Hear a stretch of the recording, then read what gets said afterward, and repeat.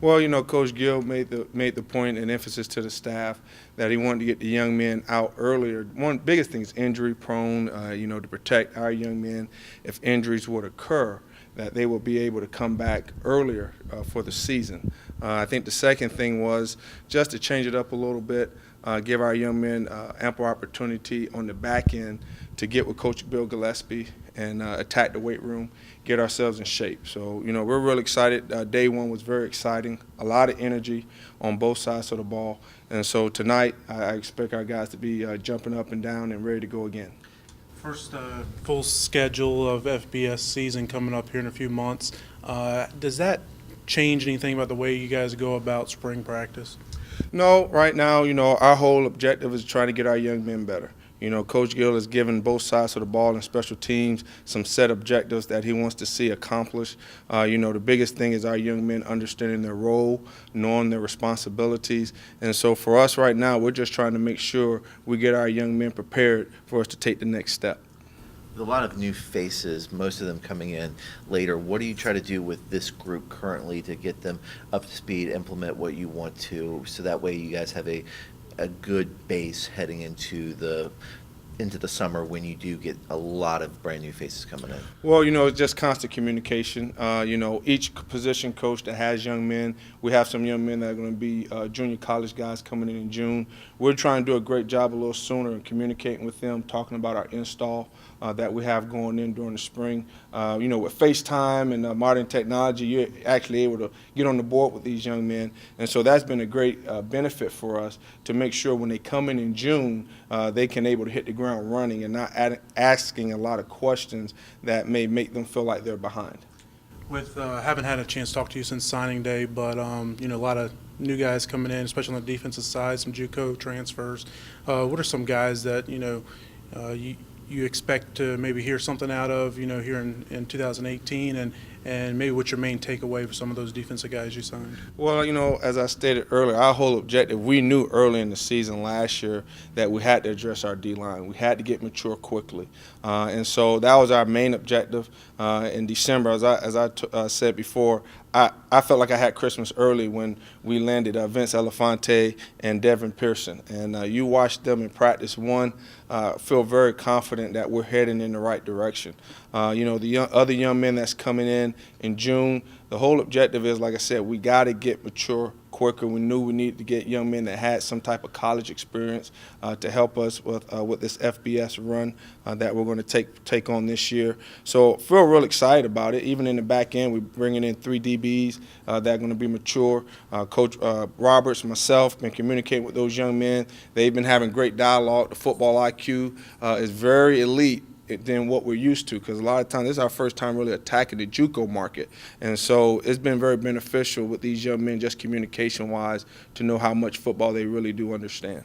I know it's important to get down what you want as far as implementing what you want to do as a staff, but you alluded to it a bit there. How important is it to have leadership and guys with experience to bring them on board to kind of lead the way for the group this year? Well, just watching Saturday's practice with some of the young men that's transferred in on the offensive side of the ball and defensive side of the ball, you can just see about the way they carry their business. It's business-like mentality.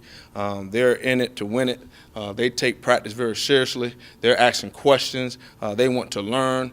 They're locked in. So you can see that with these young men that's transferred in, like I said, on both sides of the ball. And so our whole goal is, as we continue to change the culture, is that cultivates to our young guys to where they understand, hey, this is how we go about our business. We've seen in recent years on the offensive side some high schoolers enroll early. This year you get Hunter Goetz, a high schooler who is enrolled early, plays in the secondary. How impressed were you early with him, and how important is it for him to get in early and get some time? Well, like I said, day one he had a pick 6. And he did a nice job with his footwork. Me and Coach Rob was dialoguing Saturday after practice. Once again, for him to be as young as he is, he carries himself very maturely. He was asking questions. He was locked in. And a lot of freshmen, a lot of times you see them, especially coming in mid-year, they hiding behind the crowd. They're just trying to get the lay of the land. Not him. He was first in line. He was willing to learn. And like I said, I think he still needs to be developed in the weight room. But the reason why we brought him in early is because on film he showed great feet, showed great man coverage movements, and he displayed that a little bit Saturday. Got a few seniors on the defensive side, Jeremy Peters, Dwan Wells. I'm sure there's some others. What do you hope to see out of those guys as they prepare, not necessarily on the field, but more from a leadership perspective? Well, experience. You hit it on the head. They've been with us to be seniors. That means they've been with us for 4 years. And both of those young men played early. They played as true freshmen. So Saturday, you saw that experience a little bit, the way they were communicating with some of the young men, trying to let them know what drills to go to and how we operate. And so that was exciting to see the maturity of those two young men. And then you throw in a couple of other young men that have been with us maybe 3 years or more. Real excited to see the maturity of our unit right now. You mentioned earlier about the reason for moving up the practices. Another thing Coach Gill alluded to before signing day was the opportunity to get back on the recruiting trail with official visits beginning April, and also getting communication in where you can communicate with these guys. How important is that in the never-ending cycle of recruiting that you guys are now in? Yeah, it's definitely very important. April 15th, now that we're FBS, I mean, it's a huge date. Believe me, I got it circled on the calendar. My wife has it circled on the calendar because that means traveling. You got to get back in the schools. You got to make your name known. You got to make sure these young men see you as they work out because, once again, the pool that we're competing against is much larger, but we like our brand. We like what we're being able to bring across to these young men about the Christian environment, but playing at the highest level.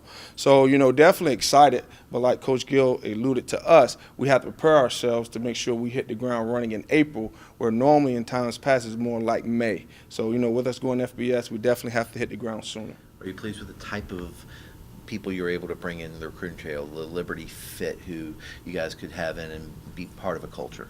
Yes, I think the biggest thing that I've learned being FCS and now having this opportunity to transition to FBS is now the young men that probably like the I'm trying to use the right word, but like the Liberty culture and environment, they were probably a little more hesitant because we're FCS. Now we're entertaining those young men and their families. And that's what we saw on the recruiting trails this time around.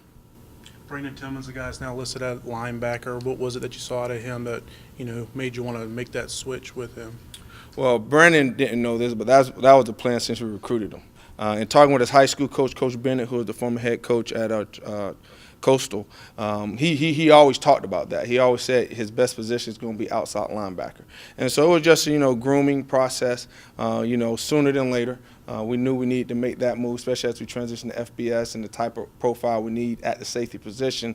He was best suited for linebacker. So he had a very good day. We spoke a little bit after practice, and we had a good conversation. I think he's very excited about the opportunity to play at that position. Was that a position where you move him down because of all that you lost from the previous season with McGinty graduating and McKinney transferring?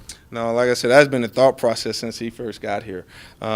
Just because we knew as he continued to get in the weight room, get with Coach Bill Gillespie, he was going to put on weight, good weight, and he's about 215 plus now. And I'm telling you, he's running and moving like you want him to move at that position, and he looks very fluid in space.